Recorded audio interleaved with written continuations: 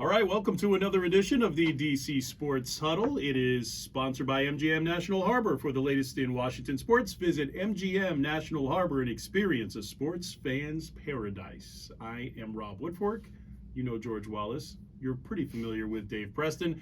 And guys, we've reached the midpoint of the NFL season, and the Commanders, in my estimation anyway, they are who we thought they were at 4-5. So kind of assessing where they're at the midway point of the season. Heading into Philadelphia, they've got a chance to stun the world. We'll talk about what it takes to perhaps pull off that upset. But at the midway point of the season, guys, are they where we thought they would be? And who do we think maybe is the MVP of the first half of the season? I'll lead off because Dave looks like he needs a second. But at this point of the season at 4-5, look, they lost a couple that I thought that they would win. They won a couple that I thought that they would lose. So they're about where I thought they would be at 4-5. I will say though, my pick for MVP in this first half wasn't funny. It's just funny. Yeah. You didn't have them 3, 4, and 2? No. Because I don't like ties. Just threw that. I don't like to wear ties, and I don't like ties in my football. But here's my MVP, and this is going to be a co-MVP, okay? Because I know how much you like that. And that's kind of like a tie. Right. It is kind of like a tie. It is. You It's don't a like co-MVP ties. is Right. like two people But- tying. He's right. All right. But this listen, episode's over now. No, we make the rules here, so do whatever you want. Yeah, you're right. Who do you got? All right, so I'm going to say, because they basically spent their entire careers together anyway, Daron Payne, career high in sacks this season, Yep. and Jonathan Allen, who has been just the catalyst for this team pretty much since he was a first-round pick a few years ago. Now, those two guys, you look at what they were able to do stopping the run, you look at what they were able to do pushing the pocket against the pass. I mean, any way you slice it, those two guys have been very, very impactful. And so I can't choose one, so I'm going to take it's a tie. both it's a tie. of the Alabama boys in the middle. George Wallace sees them practice all the time. Yeah. So, Well, not really, but well, no, I mean, can't- you're in the locker room. Yeah. You even have an honorary locker. I do. You're there. And Jonathan Allen's, you got a couple. Listen, I don't normally agree with you on anything. Yeah. But I Not lately, am anyway. going to agree on Jonathan Allen. Okay. I mean, whatever. You could make a case for both. I totally get that. And Payne's been lights out. And he's going to get paid next year. So. Oh yeah. Here or wherever. Yeah, he's not going to be here. Yeah. Bummer. You heard it here first. But well, I don't think that's a Or stretch. maybe not. Yeah, I don't think it's that's not a stretch. It's not a stretch. But anything can happen now with this ownership thing. But anyway, I think from the way they started the season, and everybody was on Del Rio after weeks 1 and 2, they've basically saved the season as far as I'm concerned. Yeah, with the 3-game win defense, streak. Yeah. The defense, as of right now, the way they've been playing, they finally realized William Jackson was not going to work out. It's a shame that it took. I say it this way: it took this long to figure that out, but I give them credit for figuring it out and cutting bait. Quickly, Doing due right? diligence, but not keeping them too long. There's a fine line between that. Yeah, I mean, should they have done their homework more before? Yes. But when they realize it and they move on, I give them credit for that. So I think you're seeing that, the way the defense has been playing since that. And I give Del Rio a lot of credit for this. And to your point, I mean, the guys up front, especially Allen and Payne, have been a season saver as far as I'm concerned. Two names that we've not mentioned. I agree with you guys that the defensive line has been the best unit so far this season, tied for 11th in the NFL in sacks, 11th in stopping the run, and it's on the shoulders of the two guys from Alabama. But not to jump on the bandwagon, I'll choose two other names that may be my tie for co-MVPs. Curtis Samuel, after the season he had last year, or lack of season that he had last year, I think he had 10 touches all season. No, I agree. Oh. Just being able to, especially with Jahan Dotson's injury, being able to provide that secondary threat for this passing game, an underwhelming passing game. One can only imagine what they would be without Curtis Samuel as a target, especially on third down. He's been the go-to guy for Taylor Heineke the last couple of weeks. He's my 1A. My 1B is Tress Way. Yeah. What a freak. He is too good for this team. Yeah. Like, you'll see them have a comically bad 3-and-out, and he will get them out of horrendous field position, and sometimes the other team might muff it. He traditionally this season has put, and he has continually put the opponents in, off balance, on their heels. You don't see big returns against him, and he's able to flip the field, and with an offense that doesn't put up a lot of points, under 20 per game, in an era where good teams are averaging 35, or good teams are averaging 25 to 30, and great teams are averaging 30 plus.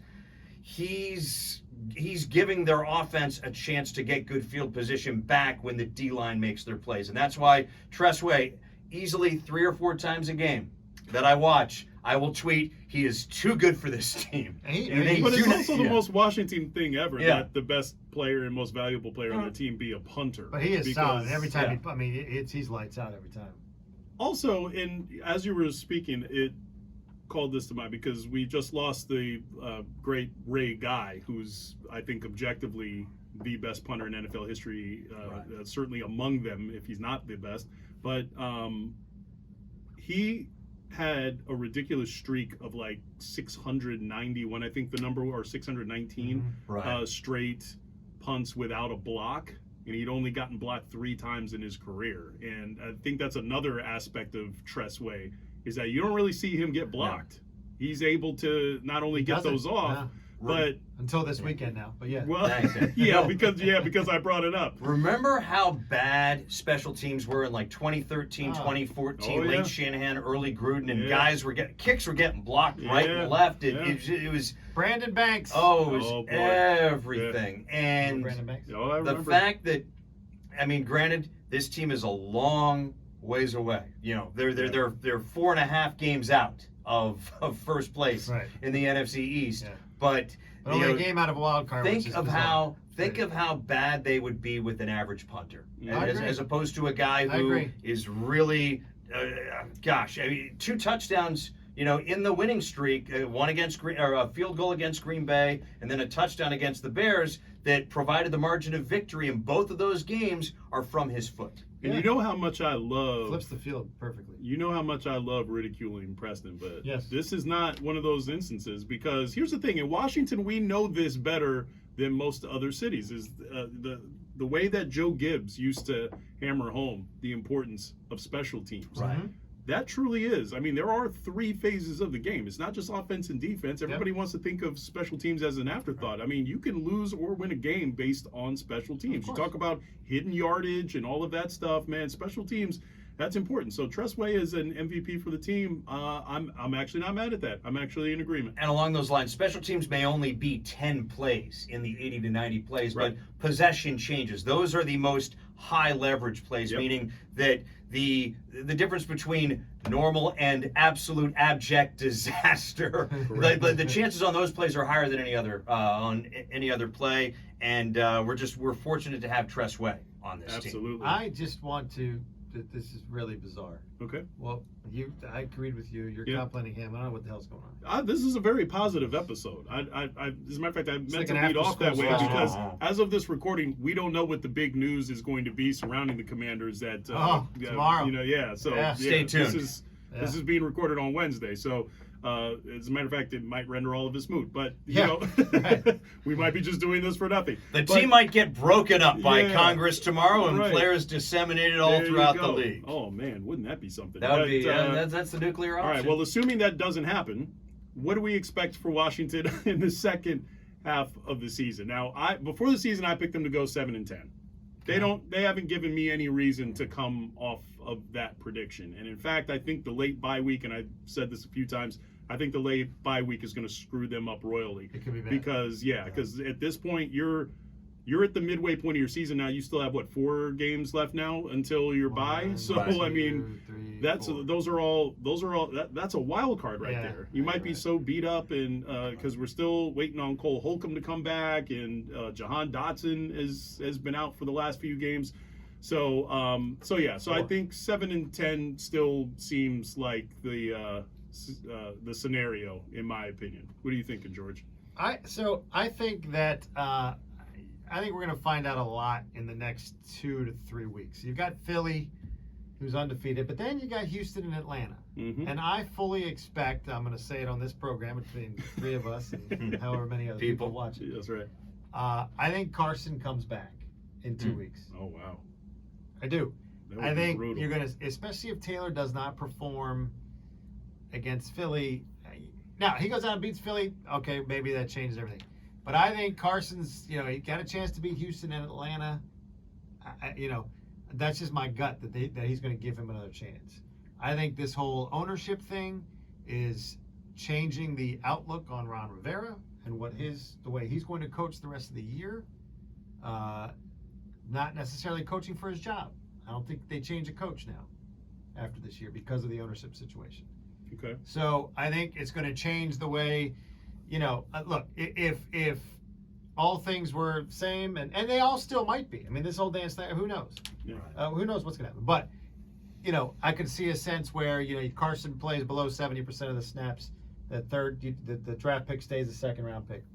And you Or go to third Sam, round pick. Yeah. it doesn't go to second. Yeah. You play Sam Howell at the end of the year, trying to, generate some sort of spark, some sort of interest, make a case that next year it's going to be exciting if he stays as a coach. Now, I think he's going to ride. You just go with Carson, and if you keep winning, you got a chance to make the playoffs. You're going to do it. I don't think I think the outlook now is different. That's just the gut feeling I have. I think that just has changed everything, this ownership situation. Because I thought before, all things remaining equal, I think there's no way he's coming back next year. Yeah.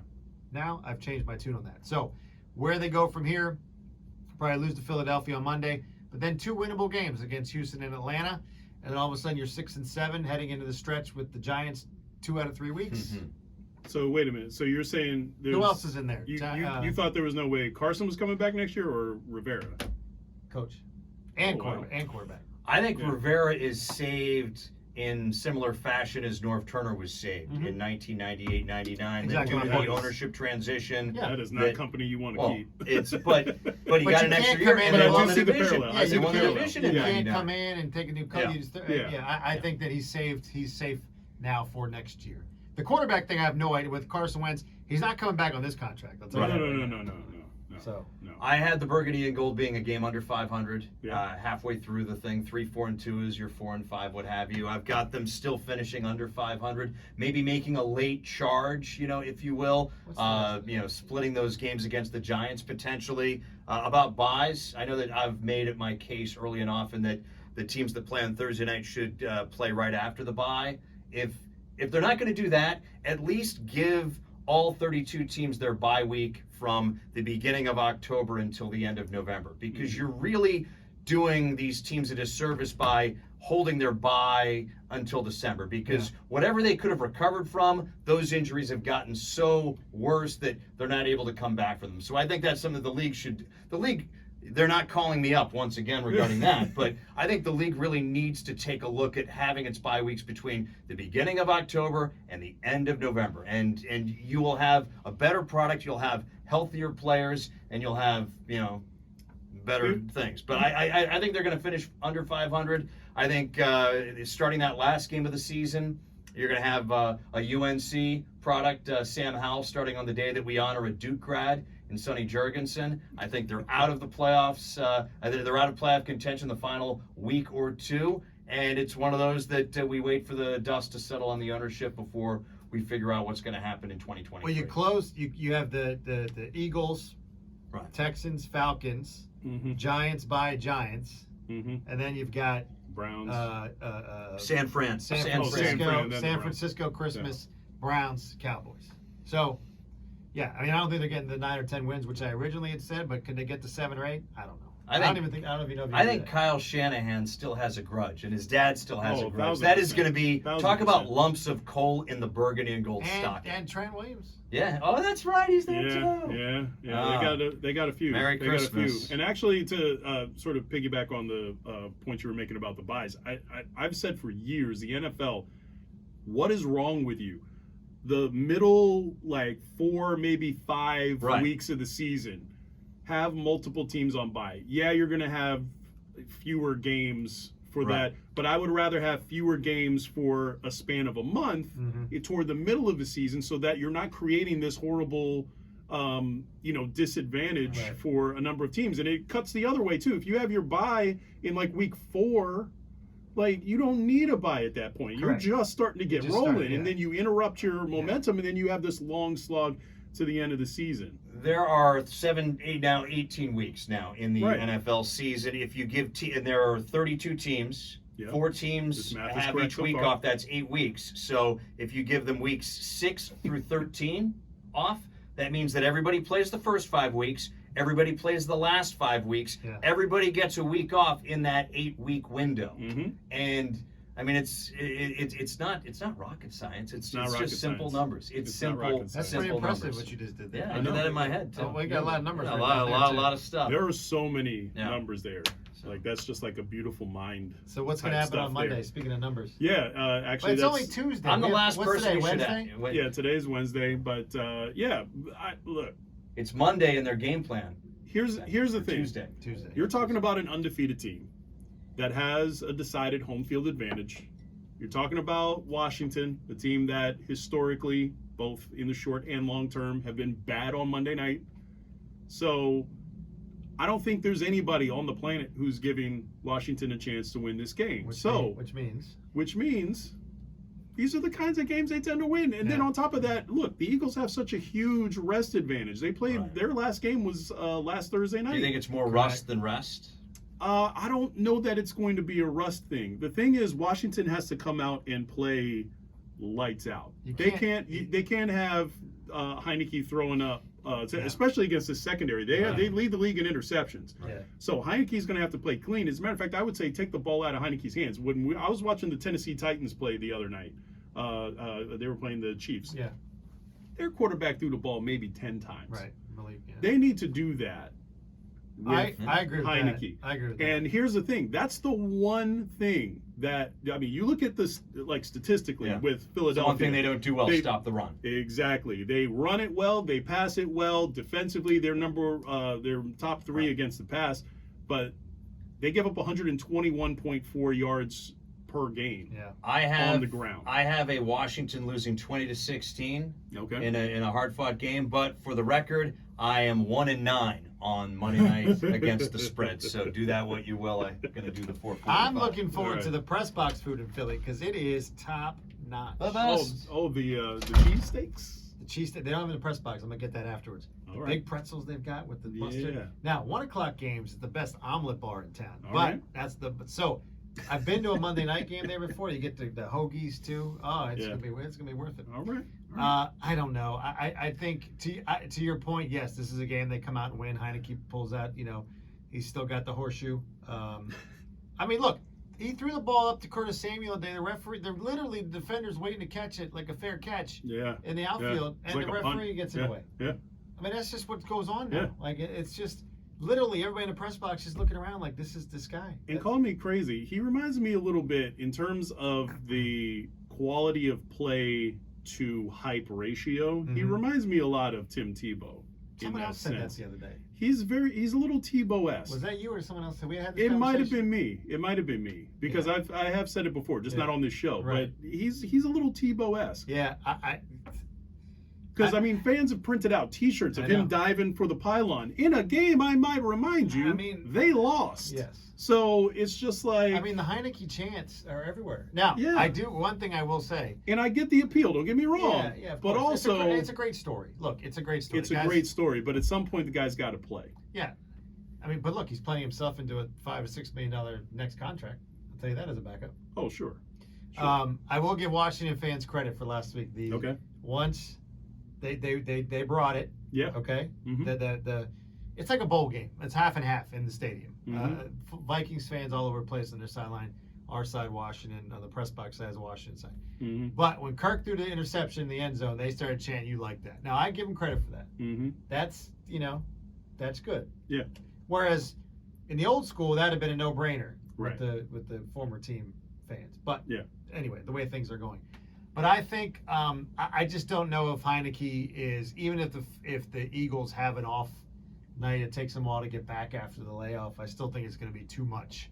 I don't think Heineke has it in him, or Gibson or Brian Robinson have it in them to carry this team to a victory. Do I think it can happen? Sure. It's also don't forget also the division thing, the NFC East thing, where anything can happen, and they've won there before on Monday nights, and they've won their when the games they shouldn't.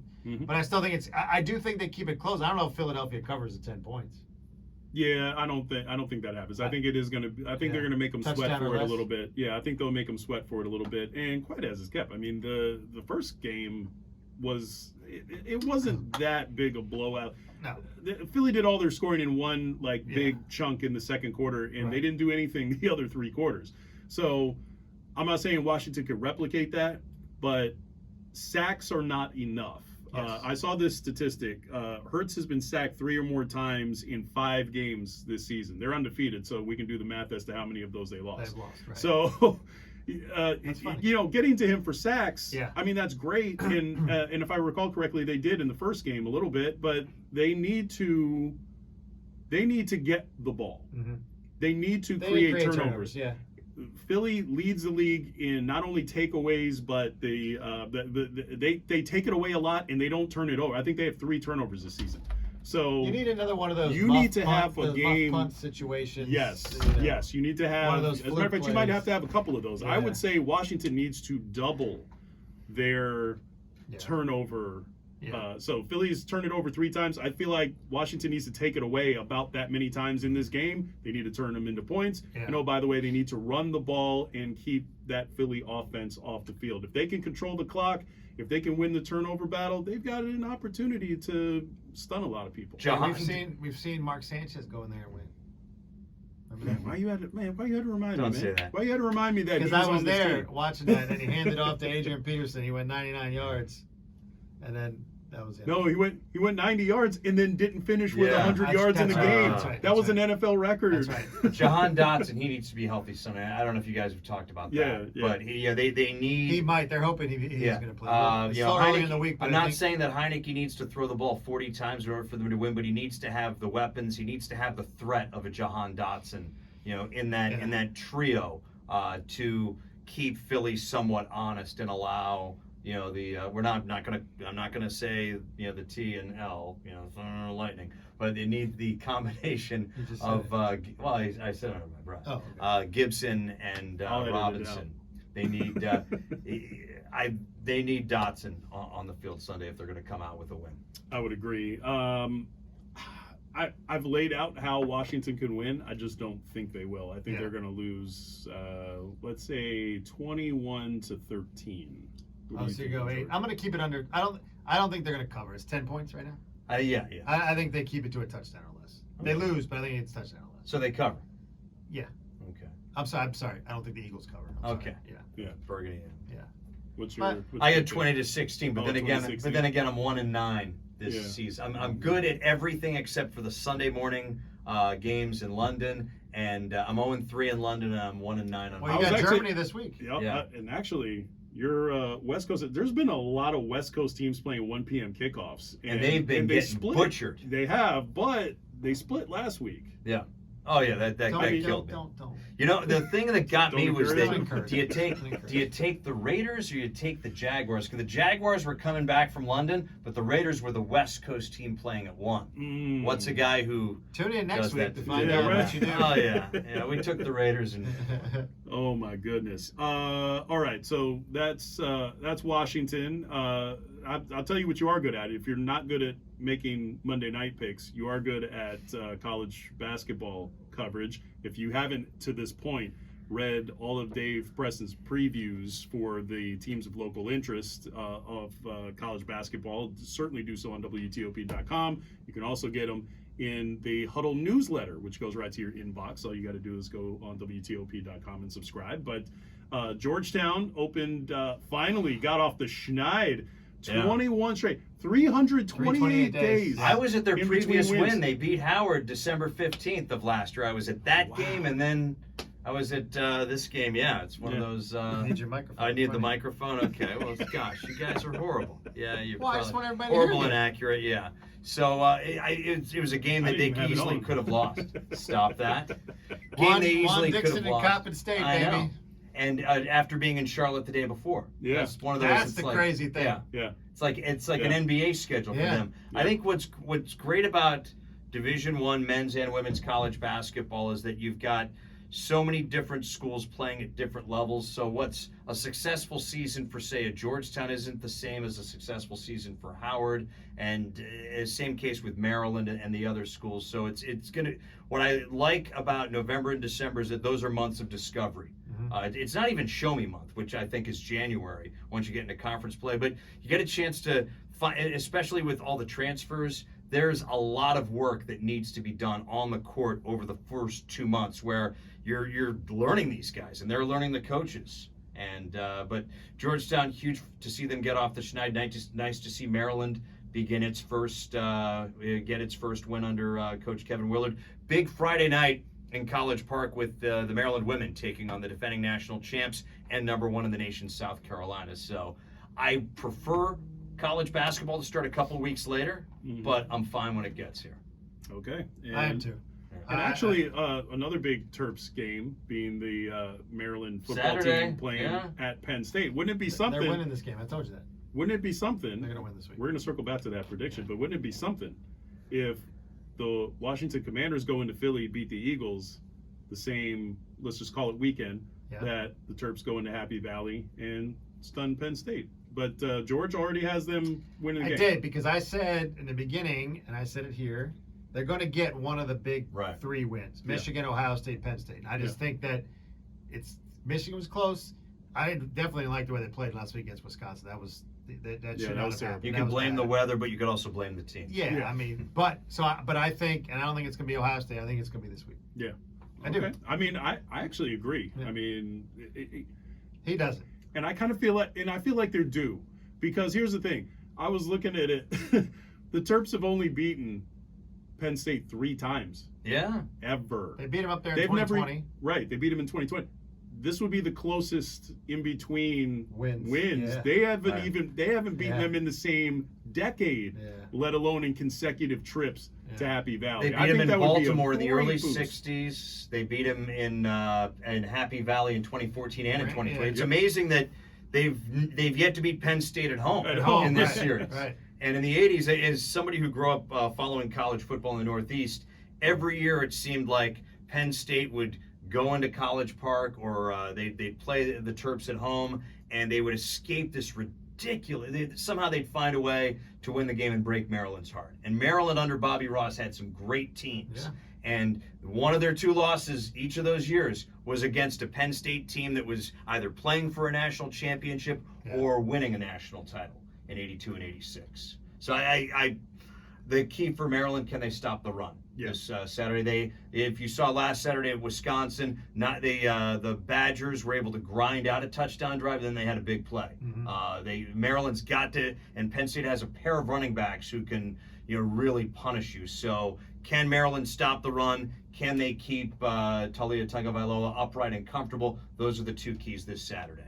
All right, There you go. and I'm going to close this out with this, because I think we were all pretty dumbfounded at the news Monday that the Indianapolis Colts fire Frank Reich. Speaking of Terps, they fire Frank Reich, How about that? and then literally off the set of ESPN, they hire Jeff Saturday, which the only way that could have been more bizarre is if they actually offered him the job while he was on Get Up doing the pancake That would have been segment. funny. So, I mean, look, and a lot of people have made it about race, and you all know that I've written a million columns about the inequity in hiring at NFL coaches.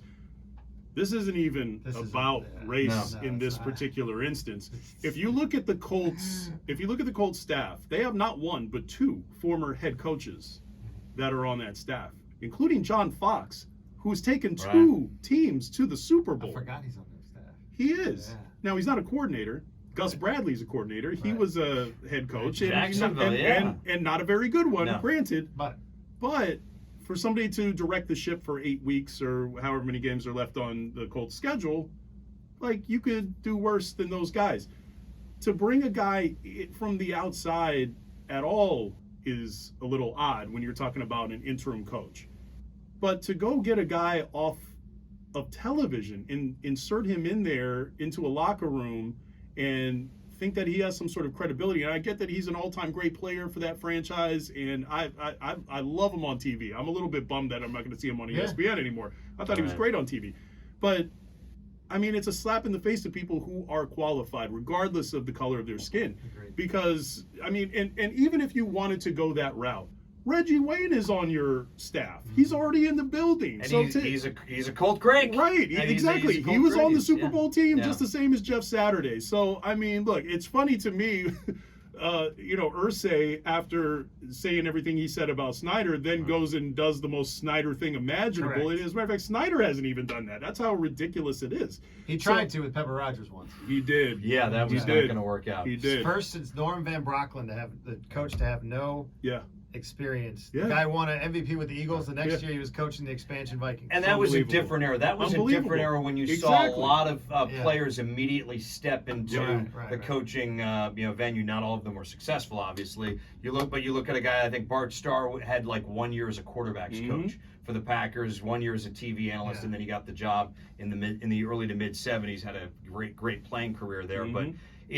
It floors me, and it makes you feel bad for the grinders. Yeah. The guys who are fighting their way, putting in the time, staying up until God knows when, getting up and looking at tape, and all of a sudden a dude who does TV comes in and basically has that job. You're just like, what the? Do you think he offered it to Peyton first?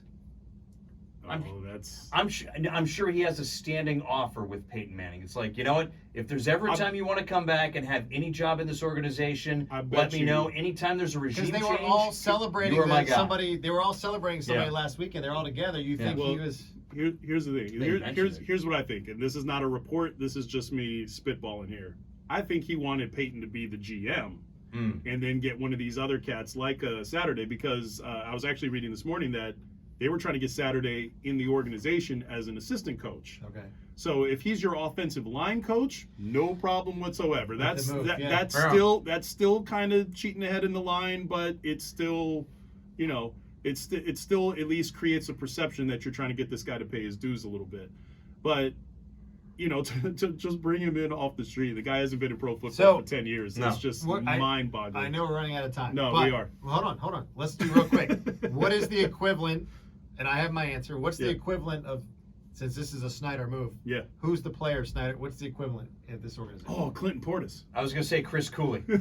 I say Chris Cooley becomes the head coach. I said Cooley or Kerrigan, but Kerrigan's now coaching. But I think before this year, Kerrigan could have been the guy. I would say Clinton Portis. CP. Oh my God! Can you imagine how great those press conferences would be? Would he be in character? Oh yeah, he'd have to. Yeah, sheriff gonna get you. Coming to the post-game podium. Cooley, I had Cooley also. Yeah. That wasn't bad. No, that wasn't bad. Okay. That wasn't bad at all. That'll make the final cut. And you know what? I don't think this episode was bad. I think we had a lot of fun here today, and I hope you had fun with us. This was another episode of the DC Sports Huddle. It's sponsored by MGM National Harbor. For the latest in Washington sports, visit MGM National Harbor and experience a sports fan's paradise. Hopefully, Burgundy and Gold fans get to experience that in Philadelphia on Monday nights. I am Rob Woodfork. This is George Wallace. Still not Dave Preston. And we are going to. You're going to break the huddle. Do I have to grab your hands? I'm not grabbing hands. It's gonna be on camera. You don't want to do that. You're right. I don't. But we will break the huddle. On time again. That was fun. Huh? That's